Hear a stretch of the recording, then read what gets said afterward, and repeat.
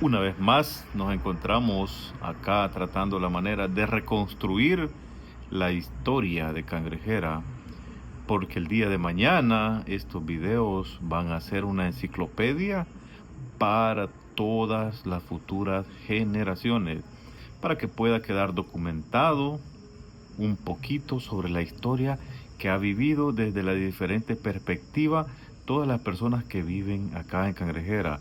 Sobre todo esta noche le damos la bienvenida a este pequeño video a nuestro amigo. ¿Cuál es su nombre, viejo? José Luis Peña Martínez. José Luis Peña Martínez. Aquí, ¿cuántos años tiene usted? 67. 67. ¿En qué año nació, viejo? 1958. 1958. Aquí nació y aquí creció. No, vine aquí con meses, no había cumplido el año. Cuando vine, no había cumplido el año. Venía nací en un lugar, una hacienda que llamamos San Humbera, aquí por Amaticampo. Aquí cerca, siempre la zona costera. Pero prácticamente todo, se podría decir que desde aquí están mis raíces. Ok. Y ahorita aquí le vamos a hacer un par de preguntas, pero le vamos a dejar micrófono abierto para que usted nos relate desde como una línea de tiempo toda la historia que usted tenga de Cangrejera, todo lo que usted nos pueda abonar, todo lo que usted nos pueda decir, sus experiencias, sobre todo personales, ¿verdad?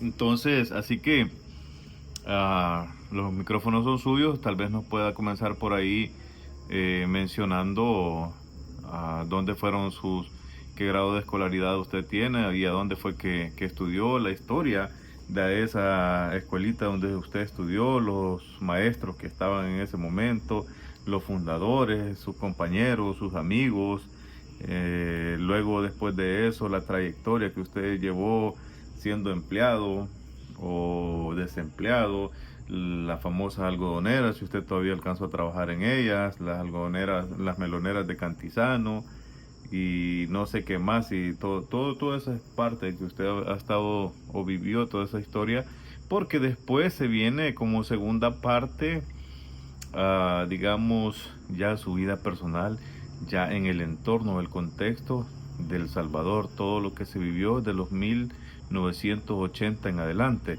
Pero ahí ahorita vamos a aprovechar para poder escuchar de su parte, ya mucho hablé yo, de su parte la historia de Cangrejera. Así que los micrófonos son suyos, viejo. Dele.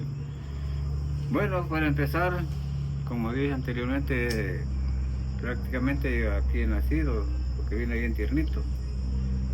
Cuando yo vine aquí, desde que yo me acuerdo que ya tengo conocimiento, desde mi memoria empezó a grabar, que me acuerdo, tendría ahí por la edad como de 2 años. Mi mamá trabajaba en la hacienda de Chahuitón, se llama. Había unas algodoneras y entonces me dejaba con una señora que me cuidaba. Pues la señora se descuidó y me le fui de la casa y fui a parar entonces la hacienda de San Alfredo. Era poblado, toda la hacienda estaba como más abajo de aquí que donde estamos ahora. Aquí estamos en la parte que se llama la pista, pero antes se llama la pista porque aquí utilizaban los aviones que regaban las algodoneras. Desde que yo me acuerdo, en la hacienda daban la comida, 2 tortillotas con frijoles, frijol en la mañana, frijol a mediodía y frijol en la tarde. Pero uno era feliz con las tortillas, aunque los frijoles tenían polillas, pero para uno era sabroso a mediodía comer, porque para empezar era gratis, era como una ayuda que daban los patrones en esa época, cuando se cortaba algodón. ¿Quiénes eran los dueños en esa época de aquí, de todos estos terrenos? El dueño de la hacienda, ¿cómo se llama? San Alfredo, se llamaba Roberto Soler, y el dueño de la cangrejera era, antes de que viviera en la hacienda La Niza, la hacienda cangrejera que quedó, y Las Cachas. ¿Y los Girolas en qué momento fue? Fue tiempo atrás quizás, toda esa historia. En esa época los Girolas eran los dueños, de todo, porque la hacienda no estaba dividida en esa época. Estoy hablando de, pongámosle, en 1960. Okay. Hasta ahí más o menos yo me acuerdo. Para acá era un solo dueño, esa familia Girola, eran los dueños de toda la hacienda cangrejera. Después fue que ya se fue dividida en la Niza, el Tatuano y la hacienda cangrejera que quedó. Que era don Ernesto Gutiérrez, era el dueño de la hacienda cangrejera. Bueno, poco a poco me fui creciendo,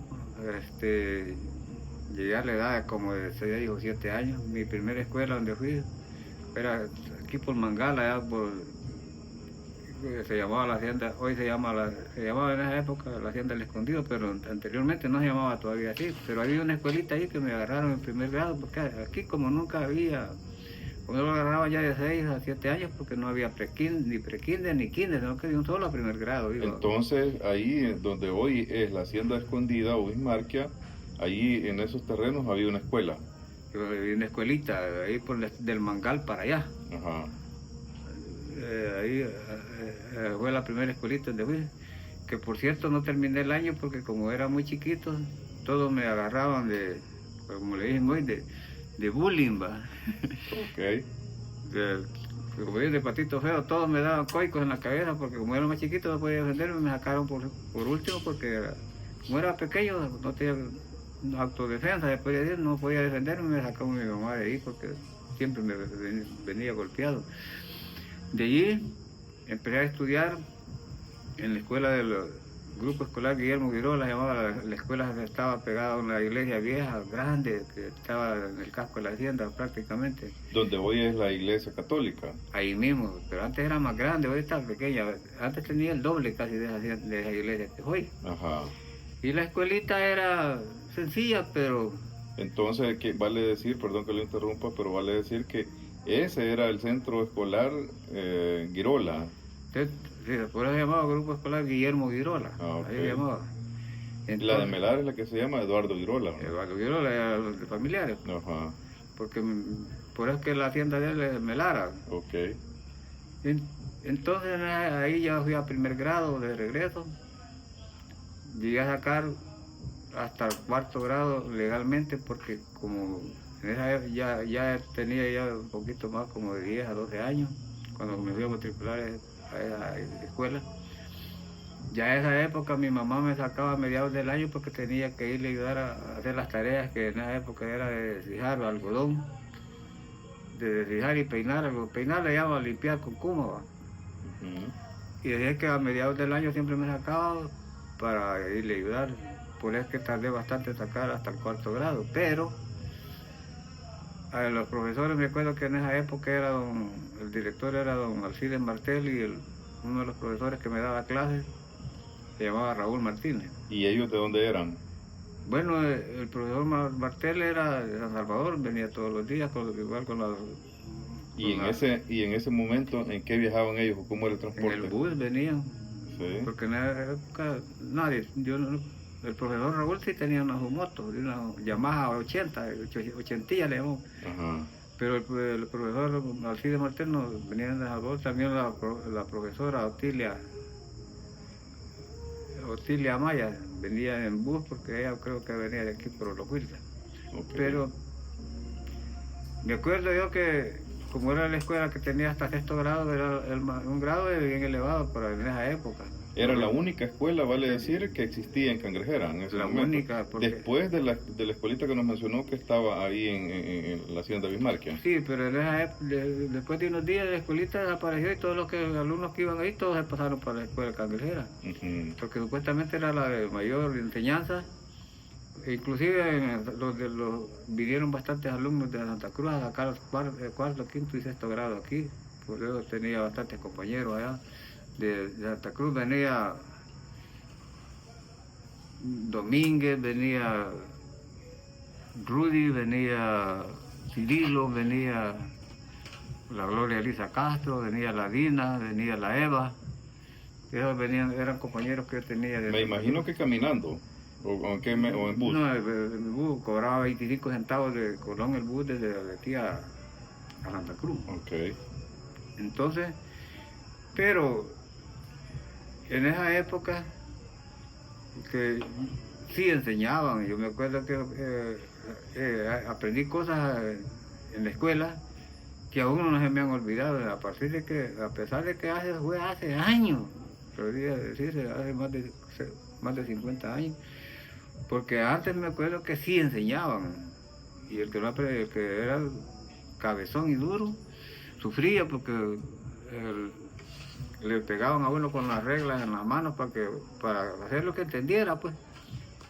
Hoy yo sé que las enseñanzas son diferentes, son modernas, pero sí he hecho la prueba no digo que lo enseñen, sino que los métodos como que cambiaron, porque yo me acuerdo que empecé a sacar la raíz cuadrada y hoy solo la raíz cuadrada se saca después de ya el tercer ciclo colegiado, de séptimo, octavo y noveno grado. Ujú. Pero en esa época como que era más avanzada la enseñanza y sí se esmeraban los profesores para enseñar. De ahí, llegando a la pubertad,